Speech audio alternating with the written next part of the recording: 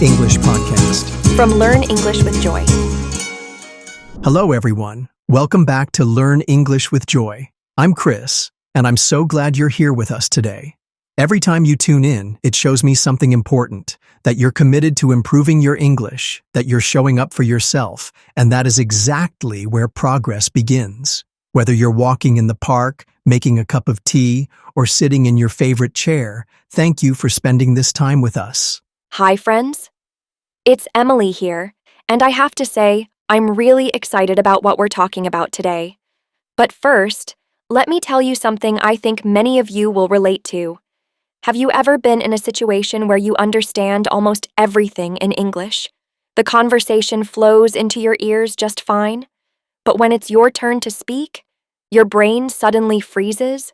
You know the words, you know the grammar, but somehow your mouth just won't move fast enough? Oh, I've been there many times, and it's so frustrating. Yes, that's such a common feeling, and I know a lot of our listeners have experienced it too. The good news is, there's a technique that can help you break through that barrier. It's called the shadowing technique, and it's one of my favorite tools for becoming a more confident English speaker. Shadowing. I remember when I first heard the term, I thought it sounded mysterious.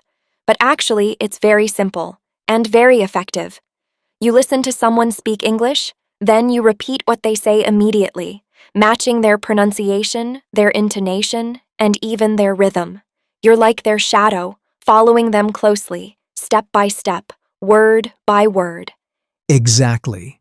And here's why it's so powerful. It trains your mouth and your brain to work together. It helps you build the muscle memory you need for speaking fluently. And it teaches you the natural flow of English without translating in your head. And the best part is, you don't need hours every day.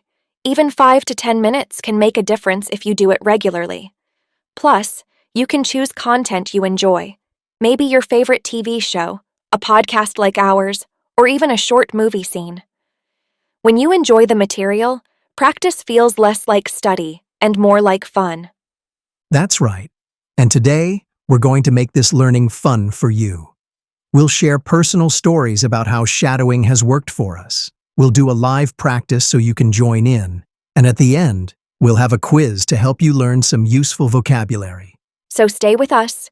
Whether you're a beginner who wants to build confidence or an intermediate learner aiming for fluency, this episode is for you. By the end, you'll not only understand what shadowing is, but you'll also know how to start using it today. Let's get ready to shadow, learn, and enjoy every moment together. Because here on Learn English with Joy, English isn't just a language, it's a journey we share. Now, to help us explore this topic more deeply, I'm bringing in Emily and Alexander. Emily, why don't you start us off? Thanks, Chris. So, before we dive into the fun part, let's talk about 3 big benefits of the shadowing technique. First, shadowing is fantastic for improving your pronunciation. When you listen and immediately repeat what you hear, you're copying the exact sounds, stress, and intonation of native speakers. This is like having a private pronunciation coach, except you can do it anytime and anywhere. I like that. A coach in your pocket. Exactly. Second, shadowing boosts your fluency. You get used to speaking without long pauses. Your mouth and brain start working together more smoothly. Over time, you'll notice that you can respond faster in real conversations. And that feels amazing. Like suddenly you're in the middle of a chat and the words just flow. Yes. And third, shadowing helps you think in English. Instead of translating every word from your first language, you start processing the meaning and the sound together. This makes your speech more natural. And trust me, it's a huge step toward confidence. Speaking of confidence, I have to tell you about my first shadowing attempt. Oh, Emily, it was a disaster, but a funny one. I decided to shadow a fast-talking movie scene. You know, the kind where the hero is shouting instructions during an action scene. I thought, no problem, I can keep up. Big mistake. I was running around my apartment repeating lines like, "Go left, watch out." My neighbor actually knocked on my door to check if I was okay. Oh no, that must have been embarrassing. But at least you were fully committed. Exactly. And that's my point. Shadowing works best when you really put energy into it. But it also taught me something important. Choose the right material. That's a great tip. Let's talk about choosing sources for shadowing. For beginners or intermediate learners, short videos are perfect. Maybe a 1 to 3 minute clip from a podcast, a news segment, or a scene from a TV show. And if you love movies, choose scenes with clear speech, not ones where everyone's talking over each other. For podcasts, I recommend episodes where the speakers talk at a moderate pace. Not too slow that you get bored, but not so fast that you panic. Yes, and keep it enjoyable. If you like the topic, you'll stick with it longer. Now, about practice time. 5 to 10 minutes a day is enough to start. You don't have to shadow for an hour. Short, focused sessions are more effective. Totally agree. It's like working out. If you do a little bit every day, you get stronger without burning out. Another way to make shadowing more powerful is to combine it with vocabulary and grammar you're learning. For example, if you've just learned the past tense, pick a clip that uses it often. Shadow it, and you'll reinforce the structure naturally. Yes, you'll be surprised at how much grammar you pick up just by repeating sentences correctly over and over. And speaking of repetition, let's address the common mistakes people make with shadowing. The first big mistake, going too fast. If the speaker is too quick for you, slow down the audio if possible, or choose a slower clip. Forcing yourself to match a pace you can't handle yet can lead to sloppy pronunciation and frustration. Second, ignoring intonation. It's not just about saying the words, it's about how the voice rises and falls. If you skip this, you'll sound flat, like a robot reading a script. Third, not understanding the meaning. Shadowing blindly might help your pronunciation, but if you don't know what you're saying, you won't be able to use it in real life. Always take a moment to check the meaning before you shadow a new phrase. And here's a bonus mistake, getting bored. If you keep using the same clip for weeks without switching, your brain stops paying attention. Rotate your materials to keep things fresh. I like that. Variety is key. Now, let's talk about motivation. One of my favorite ways to stay motivated is to track my progress. I record myself shadowing the same clip once a week, and after a month, I listen to the first and last recordings. Hearing the improvement is so satisfying. That's smart. My trick is to turn shadowing into a game. For example, challenge a friend to see who can shadow the most lines in a clip without making a mistake. Or take turns shadowing each sentence and give each other feedback. I love that idea. Learning becomes more fun when it's interactive. And fun is what keeps you coming back. Because let's face it, shadowing can feel weird at first. You're talking to yourself, repeating someone else's words. But if you add a little humor or competition, it becomes something you look forward to. So, to sum up, choose material you enjoy, keep sessions short but regular, match your learning with vocabulary and grammar practice, avoid common mistakes like going too fast, ignoring intonation, or skipping meaning, and most importantly, keep it fun. Exactly. Shadowing isn't just an exercise. It's a way to train your ear, your voice, and your confidence all at once. Well said, Alexander. I think our listeners are ready for some real-life inspiration next. Because coming up, Mark and Alexander will share their personal and very different stories of learning English with shadowing. And you won't want to miss how their personalities completely change the way they practice. Well said, Alexander. I think our listeners are ready for some real-life inspiration next. Because coming up, Mark and Alexander will share their personal and very different stories of learning English with shadowing. And you won't want to miss how their personalities completely change the way they practice. Oh yes, get ready because my story is nothing like Mark's. So picture this. Me sitting on my couch with a giant bowl of popcorn watching my favorite superhero movie. There's this epic scene. The hero is racing through the city, explosions everywhere, and he's shouting instructions to his team. My heart is pounding. My eyes are glued to the screen. And I think to myself, I'm going to shadow this scene right now. Let me guess, you didn't even check the subtitles first, did you? Of course not. That would ruin the drama. I just hit replay and jumped in. The hero yells, "Go! I'll cover you!" And I'm shouting it too, my voice echoing in my tiny apartment. Then he says, "We've got incoming at 6 o'clock." And I nearly trip over my popcorn trying to keep up. I can imagine your neighbors wondering if they should call for help. They probably did. But here's the thing. I felt so alive. Shadowing those fast emotional lines gave me this rush of adrenaline. I wasn't just practicing English. I was in the story, part of the team. That's one way to do it. My approach was a little different, actually very different.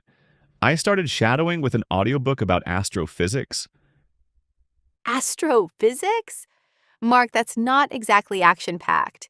True, there were no car chases or explosions, but there was depth, complexity, and a chance to really focus on pronunciation and clarity. The narrator spoke slowly and deliberately, explaining concepts like black holes and gravitational waves. At first, I stumbled over the long words, event horizon, singularity, but over time I could say them smoothly, and more importantly, I understood them. I would have fallen asleep in 5 minutes. That's the beauty of it. I didn't need speed or drama. I liked the steady pace.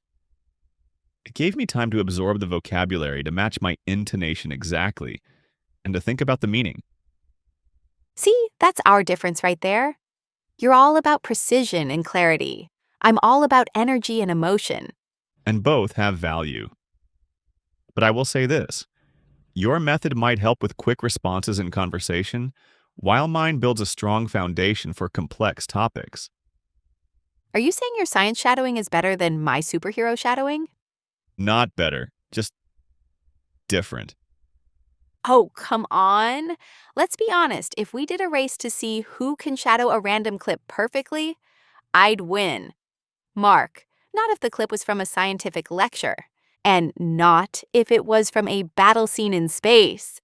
Well, that brings us to an interesting idea. Why don't we test this? What, you mean like a shadowing showdown? Exactly. We each pick one clip for the other person, something from our own style, and we practice it for a week. Then we'll see who can deliver it more accurately and naturally. Oh, I love it. You're going down, Mark. I'm already picturing you trying to shout, "We've got incoming," without cracking a smile. And I'm picturing you wrestling with supermassive black hole without tripping over the words. It's a deal, then. But, as much as I tease you, I have to admit something. What's that? The best part of shadowing, no matter the style, is that it's fun. I don't care if it's superheroes or science. If you enjoy it, you'll keep doing it. And that's what makes you better. I completely agree. The most important ingredient is consistency. And you can only be consistent if you actually like what you're practicing. So maybe the real lesson here is, don't force yourself into someone else's style. Find what excites you, what keeps you coming back. Exactly. And mix it up sometimes. Try something outside your comfort zone. That's how you discover new strengths. Fine. After this week's challenge, maybe I'll shadow one of your slow, serious audiobooks. And maybe I'll try one of your action scenes. Just no explosions in my apartment, please. Deal. But remember, when you start yelling like a hero, you might just like it. And when you start speaking about black holes with perfect clarity, you might surprise yourself. So, listeners, here's our challenge to you. Pick something you love and shadow it this week. It could be anything. A song, a scene, a podcast clip. Do it every day. And notice how it feels easier and more natural over time. And if you're feeling adventurous, swap with a friend like we're doing. You might discover a new way to enjoy learning. Next time, we'll report back on who won our little contest and maybe share some of the bloopers too. Until then, keep practicing, keep having fun. And remember, shadowing works best when you make it your own. That was such a fun story to hear, and I think now is the perfect moment to actually show everyone what shadowing looks like in practice. Mark, would you be up for giving our listeners a live demonstration? Absolutely, Chris. Let's do it. Great. So here's the plan. I'll read a short dialogue in English, nice and clear, and Mark will repeat it right after me. And listeners, I want you to join in too. Wherever you are, speak out loud. It might feel strange at first, but trust me, that's part of the process. Yes, and don't worry about making it perfect. Just focus on copying the rhythm, the intonation, and the pronunciation as closely as you can. All right, let's pick a topic. How about a simple conversation at a cafe? Perfect. Everyone loves coffee or tea, right? Okay, here we go. I'll read each sentence slowly. Then Mark will repeat. Then you, dear listeners, can join in during the pause. Good morning. Can I see the menu, please? Good morning. Can I see the menu, please? And listeners, your turn now. Of course, here you go. Would you like something to drink? Of course. Here you go. Would you like something to drink? Your turn. Yes. I'll have a cappuccino, please. Yes, I'll have a cappuccino, please. Listeners, go ahead. Would you like anything to eat with that? Would you like anything to eat with that? Your turn. Yes. I'll have a blueberry muffin, please. Yes, I'll have a blueberry muffin, please. And listeners, great, that will be $5. Please take a seat. I'll bring it to your table. Great, that will be $5. Please take a seat. I'll bring it to your table. Your turn. See? That's one short conversation, but you've already practiced key phrases for ordering at a cafe. Exactly. And notice how Chris speaks at a natural but clear pace. Not too fast, not too slow. That makes it easier to catch the intonation and copy it. Right. And when you shadow, try to pay attention to 3 things. First, pronunciation. Are you matching the sounds closely? Second, intonation. Are you letting your voice rise and fall in the same way? Third, rhythm. Are you following the timing of the sentence? And don't forget about pausing. If the speaker pauses, you pause too. It makes your speech sound natural. Let's do one more quick round. This time, we'll talk about a morning routine. Ready, Mark? Ready. I usually wake up at 7 o'clock. I usually wake up at 7 o'clock.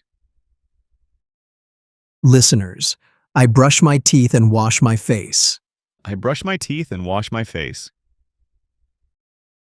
Your turn. Then I make a cup of coffee and have breakfast. Then I make a cup of coffee and have breakfast. Listeners. After that, I get dressed and leave for work. After that, I get dressed and leave for work. Your turn. So there you have it. 2 everyday conversations that you can shadow anytime. And here's a tip from me. When you're practicing at home, record yourself. Then listen back and compare your version with the original. You'll hear where you matched well and where you can improve. That's a great idea. Another tip is to choose a clip that's just a little bit challenging, not too easy, but not so hard that you get lost. That way, you push yourself without feeling overwhelmed. And remember to repeat the same clip several times over a few days. Repetition is what makes the new pattern stick in your mind and in your mouth. Exactly. And if you practice regularly, you'll notice the sentences start to feel more natural, almost like they belong to you. That's the magic of shadowing. You borrow someone else's words and style for a moment, and little by little they become part of your own English. So, listeners, here's your challenge. After this episode, pick a short conversation, maybe even replay the one we just did, and shadow it 3 times today. Then, do it again tomorrow. And don't forget to have fun with it. Add a smile. Imagine you're really in that cafe or going through your morning. The more real it feels, the better your practice will be. We can't wait to hear how it goes for you. You can share your experience in the comments or tell a friend about it. And maybe, just maybe, you'll inspire someone else to start shadowing too. All right, that's our practical shadowing session for today. Keep practicing, keep speaking out loud, and remember, every sentence you shadow is one more step toward fluency.